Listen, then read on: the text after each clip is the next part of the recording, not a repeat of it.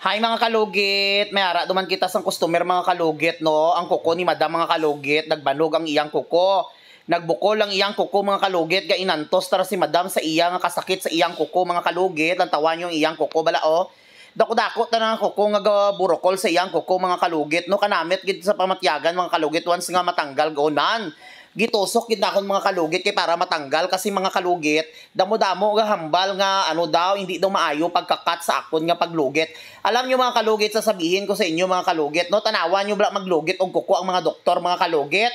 Di ba sobra paganin sa kulikot na akong magtanggal og ingron mga kalugit sa kuko.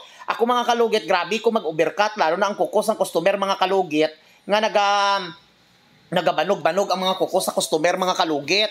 Hindi ako basta-basta mag-overcut mga kalugit lalo na ini mga kalugit tanawan nyo kung hindi ko tanang ikat na mga kalugit magbaranog yapon ang kuko sang customer naton.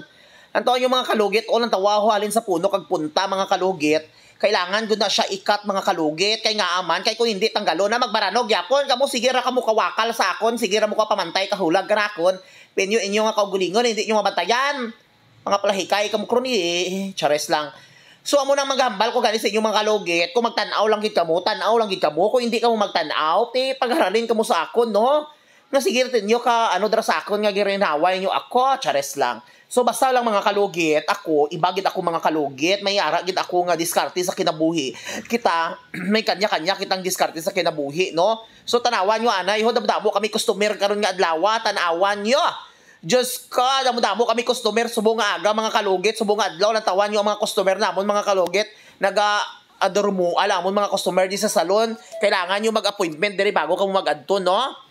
So, amo na mga kalugit, tanawan nyo ang kuko ni madam, grabe tanggal dyan ang puti niya nga kuko mga kalugit, amo na nagbanog, gikurikot niya. Ako mga kalugit, may iba-iba ako nga diskarte mga kalugit, may ikaw, may iba po nga diskarte. Don't compare yourself the other people. If you compare yourself, basta yon. Alam nyo naman, kung mahilig kayo mag-compare mga kalugit, huwag nyo i-compare yung sarili nyo sa ibang tao kasi iba-iba tayo. Ako si Sherwin, yan si Kurikong. Di ba? Kasi alam nyo mga kalugit, kung once nga sige ka mo compare sa iban nga gapang lugit o kuko, iba-ibang diskarte, iba po ang diskarte niya, iba din ang diskarte ko. Don't compare, no? Kasi alam nyo mga kalugit, kung mahilig kayo mag-compare, pati yung sarili mo, gina-compare po mo na sa mga tao. Alam nyo mga kalugit, ako nga tao mga kalugit, ako yung tipong tao na walang problema.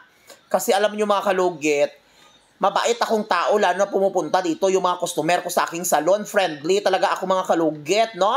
Pag dyan pa lang ka sa labas mga kalugit, malaki na ang bunganga ko, gina-welcome ko kita na ang mga followers ko na pumupunta dito, no? Basta ako mga kalugit, ayan, hindi talaga ako mga kalugit, basta-basta kasi alam nyo mga kalugit, ako, bata pa lang ako mga kalugit, 16 years old, nagalugit na kong kuko. Kay dyan ako nagapamuhi o nagapangitaw kwarta. So kana makita nyo mga kalugit kanang kuko arang kugan anak mga kalugit kanang nagabukol sa gilid nga murag itom hindi matanggal ginapilit ko tanggal pero kung tanggalon na siya mga kalugit basi magdugo mahadlok kita kay may diabetic ang aton customer kay basi makasuhan kita basi madto si Rap kamadto kita sila kay Rafi Tolpo pero before ako maglugit mga kalugit may ara ako Weber sila sinuswerte. So ayun mga kalugit no.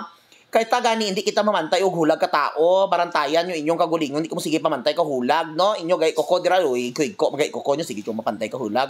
Lantawan nyo lang bala ako para satisfying para may kamo idea mga kalugit, no? So amo na piliton gid ako matanggal mga kalugit pero hindi gid matanggal do kahadlok man matanggal, no?